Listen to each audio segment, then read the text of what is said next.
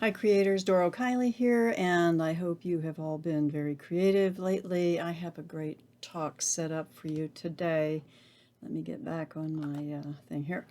Well, first let me share what I found this morning, my little treasure hunt. I go out walking every morning because, you know, it keeps me grounded, either in the garden or out walking. It keeps my gauge on relative reality in a good place. It's like having one foot on the dock while my other foot is on a raft on an ocean of infinite possibilities. Keeping one foot on the shore is my is my sense of how to stay sane. That's all I know for what real is. I don't think reality is very well defined these days. I think that the things are blending. We're getting sort of in this interesting place of what a butterfly is right between turning into from a caterpillar to a butterfly. It turns into jelly in his little chrysalis. I feel like we're there. We are right there. We are on the precipice of anything is possible right now. Um, so with that, I feel like with all this infinite potential, what are we doing with it? Let's write our story. I'm seeing, and I'm going to share right here. Oh, first let me finish about my walk this morning. Here's milkweed. We do have this everywhere, but what I found for my little treasure was this little guy. This is a beautiful praying mantis, and I will take that as a good omen. Okay, let's get back into the Great Reset. So I was watching some videos today and reading some articles, and I'm going to post this. I'll put the link below to an article. And this picture here actually is part of it. It's in a nutshell. It's the end game result, and you can see here it says when privacy is luxury, owning a home is luxury, and then this is where we are. Okay, we're already past privacy as a luxury. We kind of gave that all up, didn't we?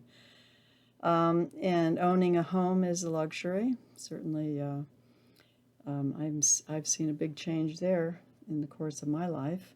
So I'd say, yes, we are right here going into the next stage of this great reset, which is basically everything you have is going to be a luxury. I don't know about this. Clothes is a luxury. What if you can't afford that? Okay.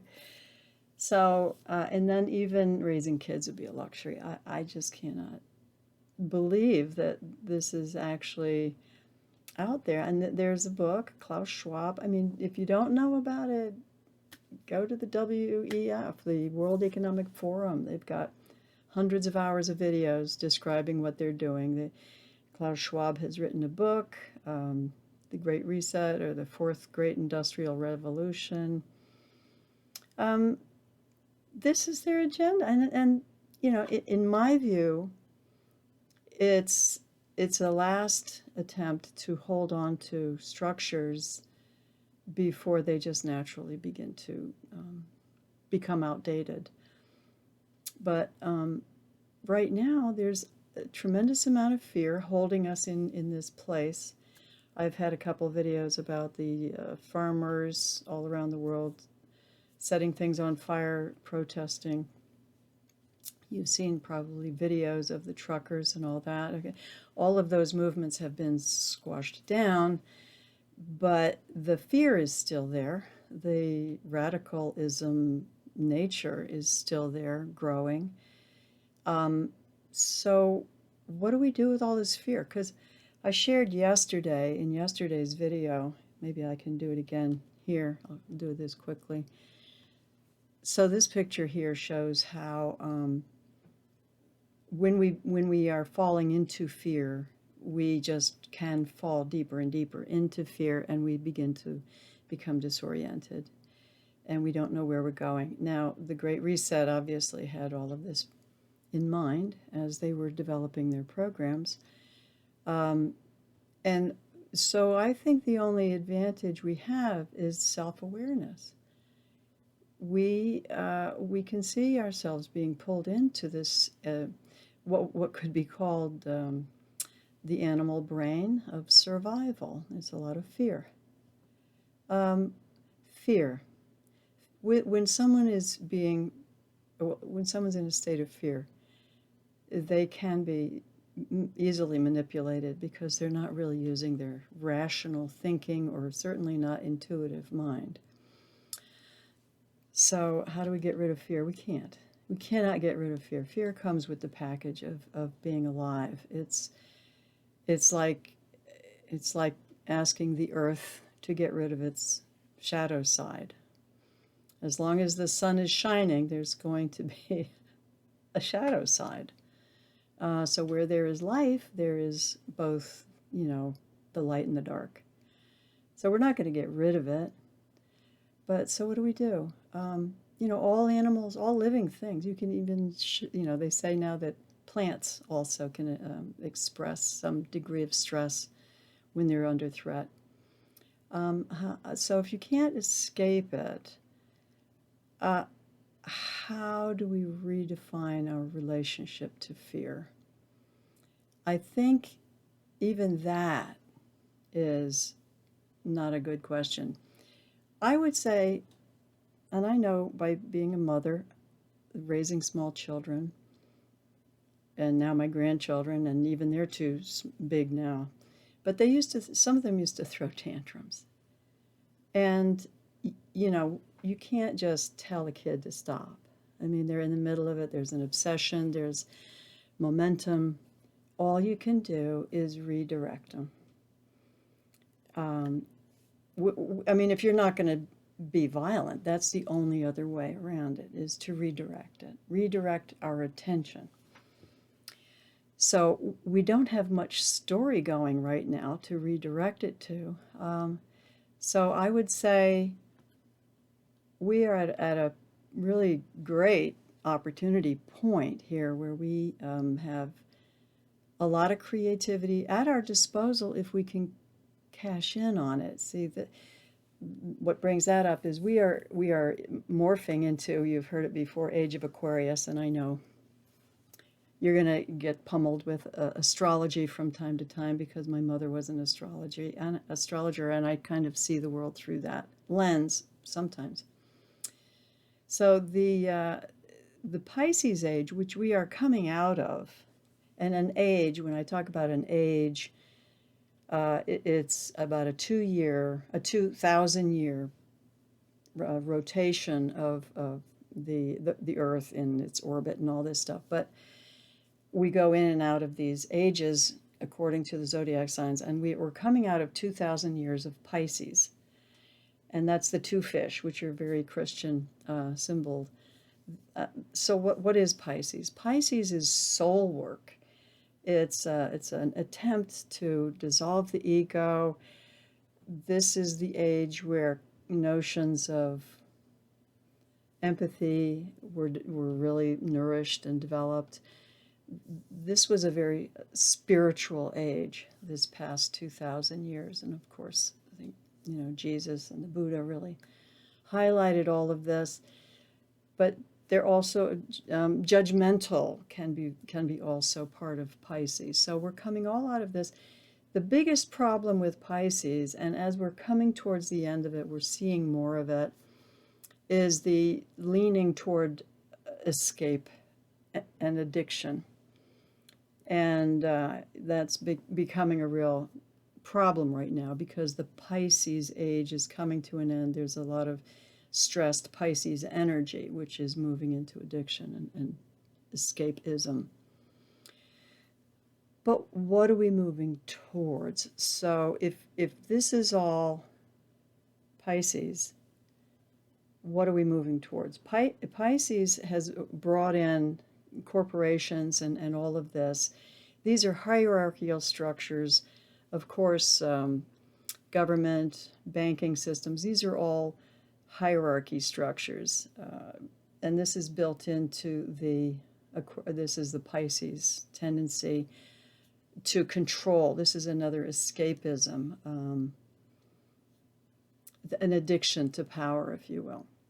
So moving into Aquarius, what does that mean? We can start now to tap into this beautiful energy.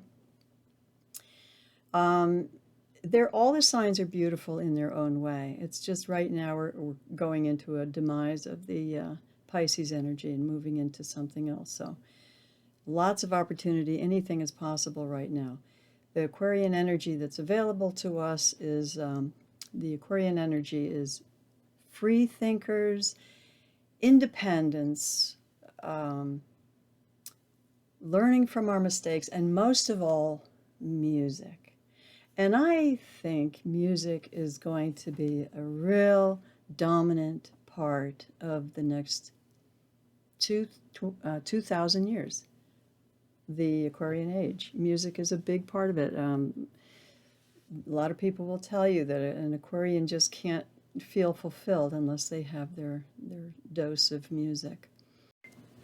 And I will mention here that music is not limited to, bands and even guitars and pianos and all this. It's also just that vibration, just vibration.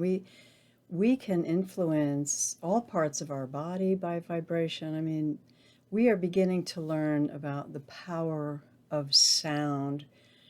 In the beginning, there was the word, and the sound is what's creating the universe. And I think that's what we're going to be tapping into with this Aquarian synchronicity and relationship to sound and vibration and music. So it's going to be real interesting. The Great Reset, in a way, is kind of a last-ditch effort to stop this transition and maintain their power, and it's like holding back the sun, which actually the Mayans tried to do many thousands of years ago. They saw these transitions in ages coming, and they knew their time was coming to an end. So I don't know how they were doing this through rituals, but they were trying to stop the new age from coming in. Of course, that didn't work. And the Great Reset is not going to stop this new age from coming in. So what it's going to look like is this centralized energy. The energy of centralization is going to begin to just be phased out, really, over time. And it will be replaced with a decentralization technology, probably, and just mindset. I have high hopes for blockchain and DAOs. We can get all kinds of creative. We don't have a lot of energy in that direction yet, because we're so focused in the deep dark waters that we're not quite up there yet. And I think fighting our way up there is not going to do it. We have to really literally redirect. How can we do that? Music? One idea? Help me out here. I don't know. We got to get creative. So music is a big idea. I think that could actually help bring us up into that higher water where we're starting our new age. I'm not saying Pisces was a dark age. I'm saying we are on the cusp of changing, which is dissolving the energy before it's reformed. So yeah, what would that look like from an Aquarian perspective? I think a lot of music, creativity,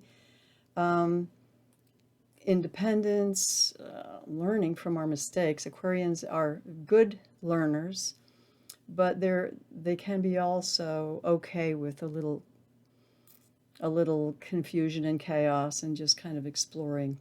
It's a good energy for discovering the inner self. The Pisces was a devotional, outward focus, Now we're going in to see who we are as individuals, what our own strengths and creative energy can bring us. So I'll give you a good question for today. Today's question is, what does light sound like to you? Since we're not going to be focusing on the negative that's phasing out, what are we bringing in? And my suggestion is, how do you want to feel? How do we want to feel? Let's listen to some music. Music is a fast track to changing the way we feel in different emotions. How would we like the new age to feel? It's like flowers dropping off, petals dropping off a flower and a fruit coming. What kind of fruit are we?